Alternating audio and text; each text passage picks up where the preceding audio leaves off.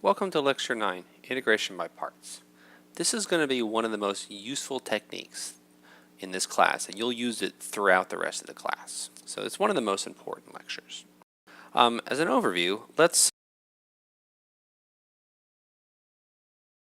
U substitution is in some sense, it's basically the chain rule in reverse. Integration by parts is the product rule in reverse. So I'm going to start by deriving the formula that you'll be using throughout the class, and we start by taking the product of two functions. So let's let f of x and g of x be differentiable functions. So let these guys be differentiable. I'll abbreviate like this. So let's take the derivative of their product, f of x times g of x. Now we know how to do this. This is f prime of x times g of x plus f of x times g prime of x. And this is just the product rule. So from here, we integrate both sides. So let's just integrate. So integrate both sides. And if we do this, on the left-hand side, the derivative is going to cancel with the integral, and the right-hand side is going to give us our formula. So we integrate both sides. The left-hand side becomes f of x times g of x. And the right-hand side, we're going to get the integral of f prime of x g of x dx plus the integral of f of x g prime of x dx. And then that's simple. All we did is we took the product of two functions, used the product rule, and we integrated both sides. So now integration by parts is what you get when you solve for this term right here. So let me say solve for that. So all you do is you move this term on the other side of the equation, and you've got it. So in summary, integration by parts formula is the derivative. So I'm going to write down that part that I boxed, the derivative, sorry, not the derivative, the integral of f of x times g prime of x dx. And then the answer is just this minus that. So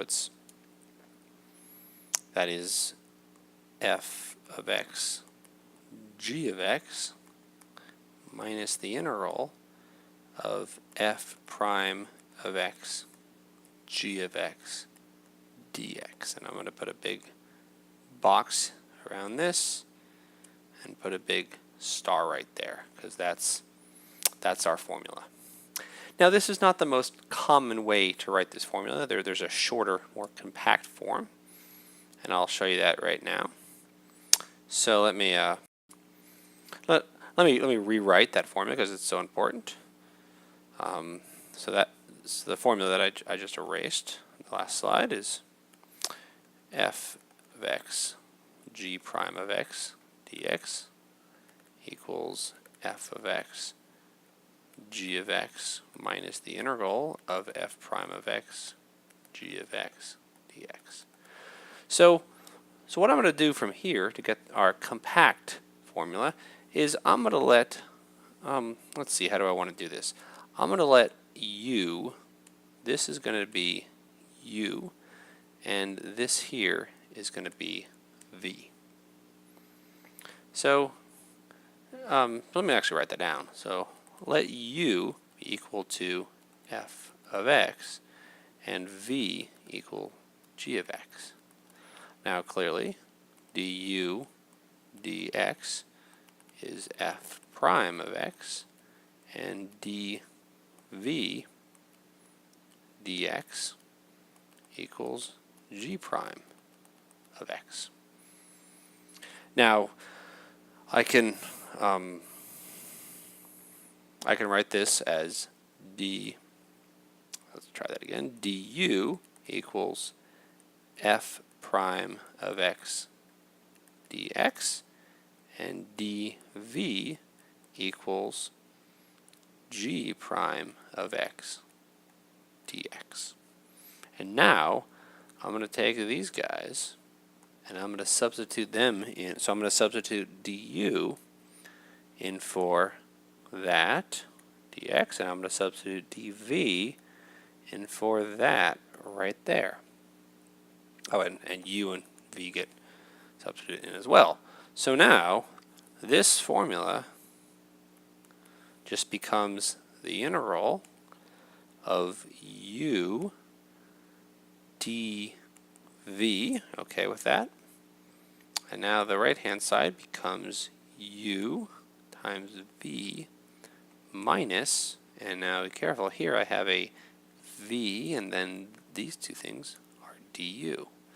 So minus v times du. And this you should absolutely memorize.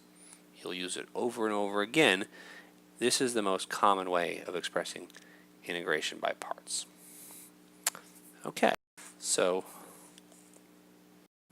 Okay, let's do an example. Compute the integral of x cosine of x dx. So just to remind you, let me write down the integration by parts formula. It is the integral of u dv equals uv minus integral v du. And this is going to get as automatic to you as the quadratic formula, negative e plus or minus square root of b squared minus 4ac over 2a. You'll just be able to rattle it off. So what we have to do here is we have two functions. We have x, and then we have cosine of x. One of these is going to be u, and the other one is going to be dv. And the one that is dv is going to get the dx attached. So what I'm going to do is I'm going to pick the right choice for u and dv, and then I'll explain why I did it that way. So I'm going to let u be equal to x, in which case du equals dx. And just to, if you weren't comfortable with that quick step, it shouldn't be bad, but just notice that du over dx equals 1. So I multiplied the dx onto the other side, and I got du equals dx. Okay, so that's my choice for u. Now I need to make it, so dv is going to be cosine of x times dx. So let me write that down. So let dv equal cosine of x dx. And now I have to take the integral of both sides. Let me actually use, so, well, what I want to do is I need to find out what v is. So to go from here up to here, I need to take the integral. Let me write that up in blue so it's a different color. So if I do that, I get v equals, now for some reason I'm always better at taking derivatives than taking integrals, especially of trig functions. And I think that's just because way back in the day I learned derivatives before I learned integrals. And talking to my students, most people seem to have the same experience. So I know exactly what the derivative of cosine is, but I always have to think what the integral is. So so the integral, the antiderivative, is, so it's I always leave a little space in case I need a negative sign. So it's sine of x. And do I need a negative sign? No, I don't. So v is sine of x. And now all I do is I plug this into my formula up here. So let's put an arrow here. And now let's say that, so the left hand side is the integral x cosine of x dx, and the right hand side is u times v, that is x times sine of x minus v, here's an integral, v du. So that's sine of x dx. And now this is something I can easily do. So this is x sine of x minus, the integral of sine is cosine of x. And I actually need a positive sign plus c. And there is my final answer. So now let me just point out a few things. I picked u to be equal to x, and I picked v to be equal sine of x. Let me just show you what would have happened if I had to reverse those. What if I had let u be equal to sine? Sorry, not sine. Now let u be equal to cosine of x, which case du would have been equal to negative sine of x dx. dv would have been equal to x dx, and v would have been equal to 1/2 x squared. And I never have to worry about my constant integrations when getting v. I just need any antiderivative. So now, in this case, if I had done this, my formula would have become, let's do it down here, the integral of x cosine of x dx, it would have equaled to u times v 1/2 x squared cosine of x minus the integral of v du. So now that would have been 1/2 x squared sine of x dx, and the negative sign comes out there, and right there, that I've just made my integral harder. So notice, so a good rule of thumb is you want to pick u so that when you take the derivative, things get simpler. Polynomials, x squared, x cubed, when you take their derivative, they get simpler. So you usually don't want to ever pick v to be whatever a polynomial or monomial is. Okay, let's do another example. So compute the integral of x squared e to the x. And just to remind you, let's rewrite the integration by parts. It's the integral of u dv equals u v minus integral v du. Okay, so here I'm going to take my advice from the last time, and I'm going to say let u be equal to the polynomial x squared and dv be equal to this. So that's going to be my u, and this is going to be my dv. Okay, so in that case, let u be equal to x squared, and du is 2x dx. dv equals e to the x dx, and now I go up and I write that v, well, v is e to the x. And I never need a constant of integration when writing v. I just need any function v that's going to work. Well, actually, yeah, that works. So, okay, so here's where I'm going to start. So now, this integral, I'm not, how do I want to arrange this?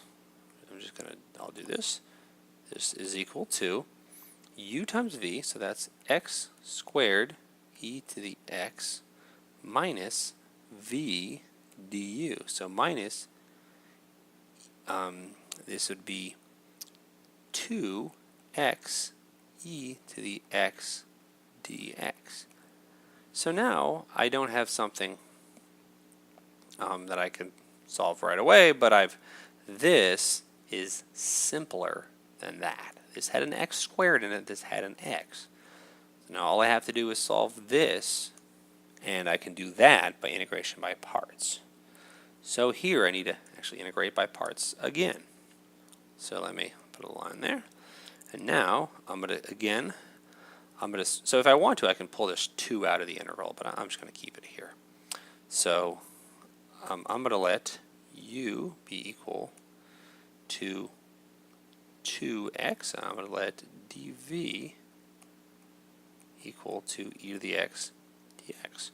So once again, u equals 2x, du equals 2 dx, dv equals e to the x dx, and v equals e to the x. So now I use this formula, and I'm going to get, so this thing equals x squared, e to the x. Here I'm just copying that first term, minus, now I'm going to put in parentheses, this is the integral that I need to do. So minus u times v is 2x e to the x, that's uv, minus the integral of v du. So that's v du. So that is 2 e to the x dx.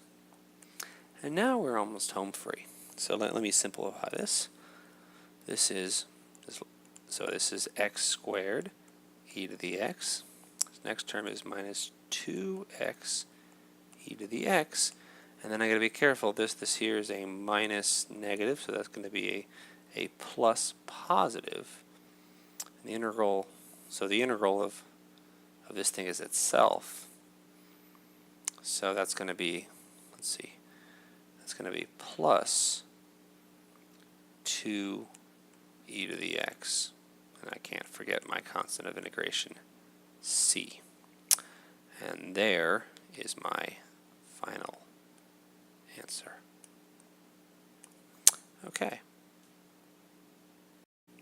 Okay, let's do example 3. Compute the integral of x sine 2x dx. And this one's a little different because I've actually added limits of integration, 0 to pi, so this is a definite integral. So hopefully we're used to the fact that by now, well, before I start, I should actually write the formula. So integral u dv equals u times v minus integral v du. My u's will always have tails on them in case you have trouble telling the difference. So now this is going to be my u, and my dv is going to be this. And as before, I like to pick, anytime there's an x, I pick that for u because the derivative becomes simpler. Okay, so now I'm going to let u be equal to x. So du equals dx. Dv is sine of 2x dx. So v equals 1/2 cosine of 2x. Do I need a negative sign? Yes, I do.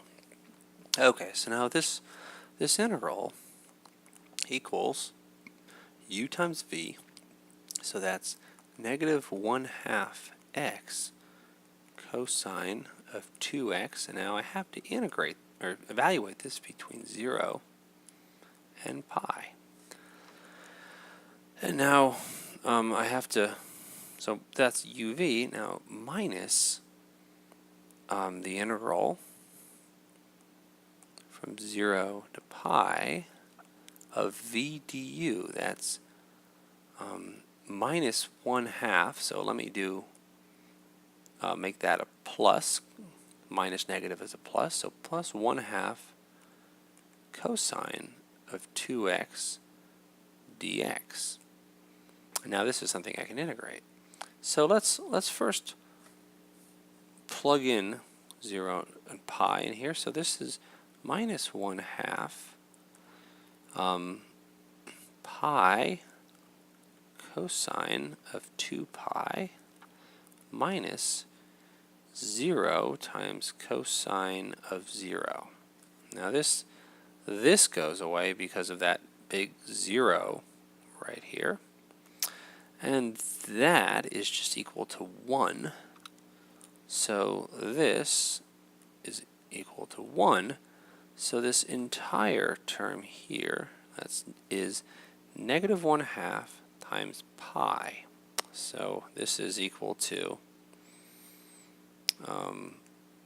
negative 1/2 pi. So negative 1/2 pi. Okay, so now my next integral, I guess I should say this term right here, is equal to, so the integral of cosine, this is going to be 1/4 sine of 2x.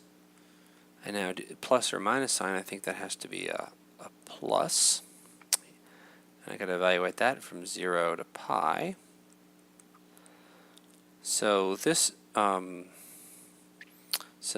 is equal to negative 1/2 pi plus 1/4 times sine of 2 pi.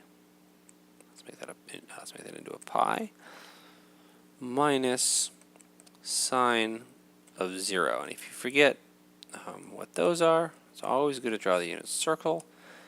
0 radians and 2 pi radians are both here.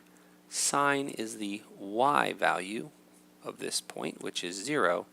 So both of these are equal to 0. And this simplifies to negative 1/2 pi. Okay.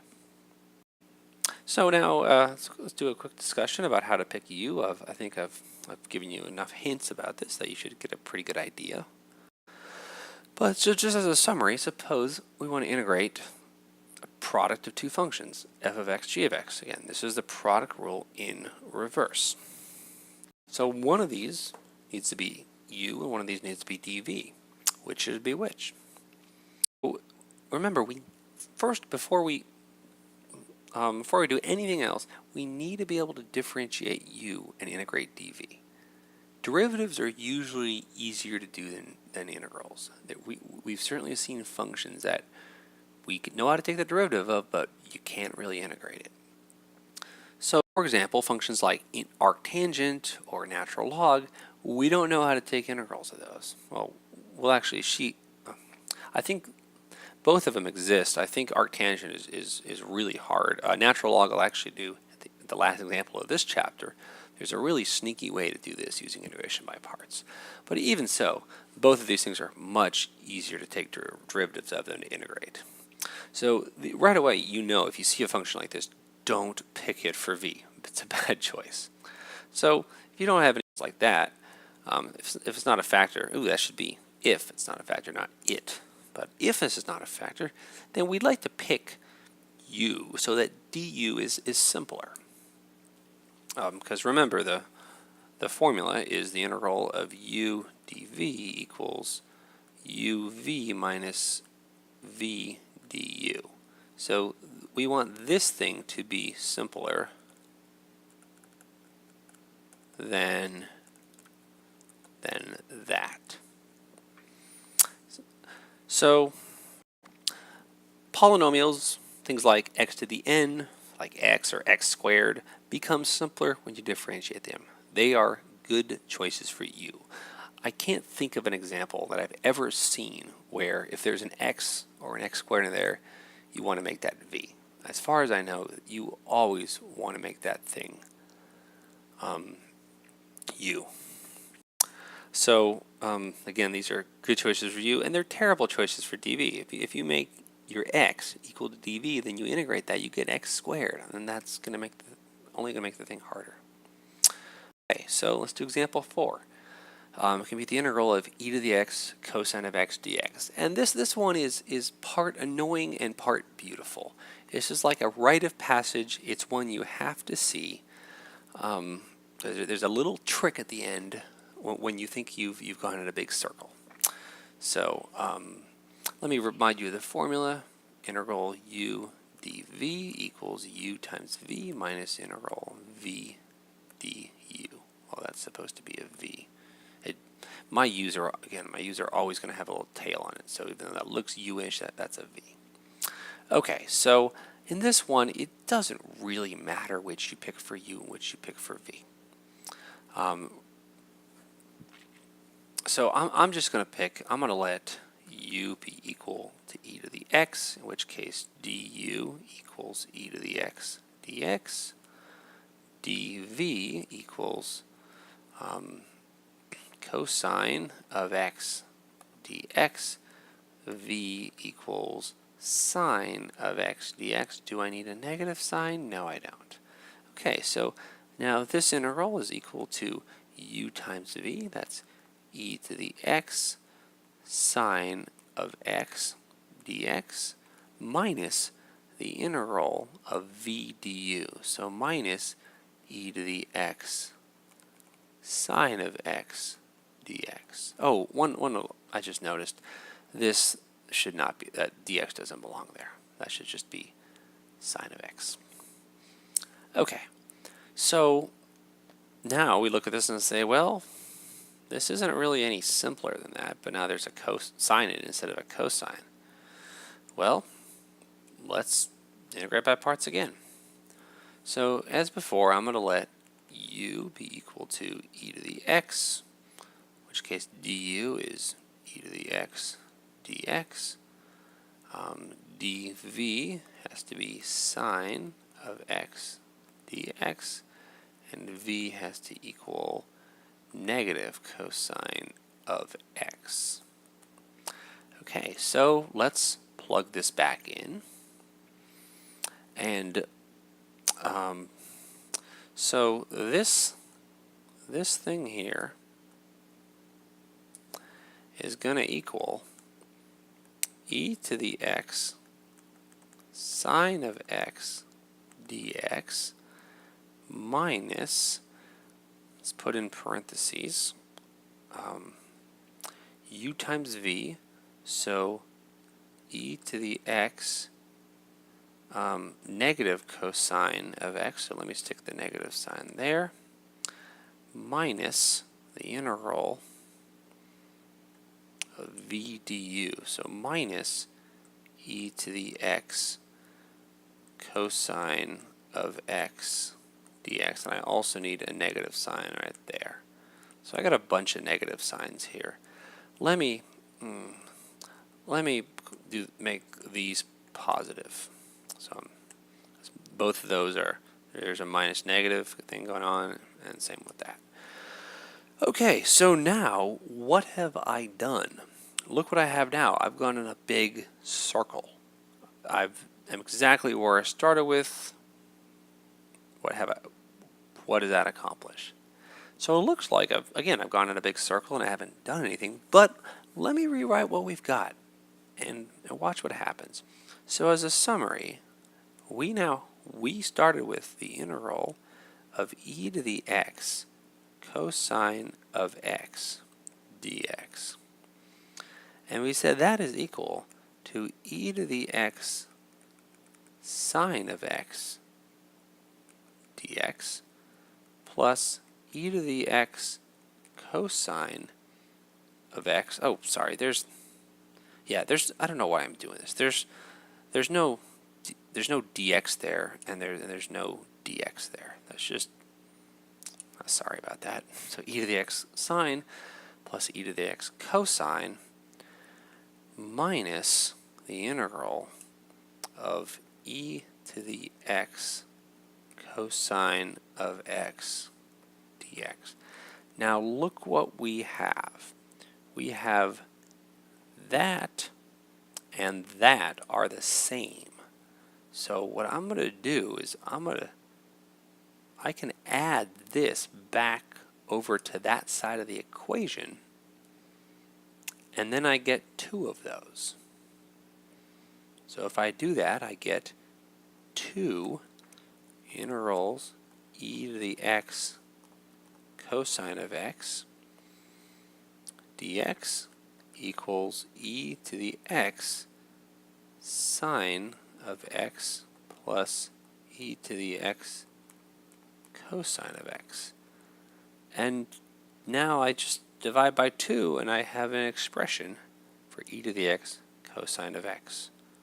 So I have the integral e to the x cosine of x dx equals 1/2. Let me factor out my e to the x sine of x plus cosine of x.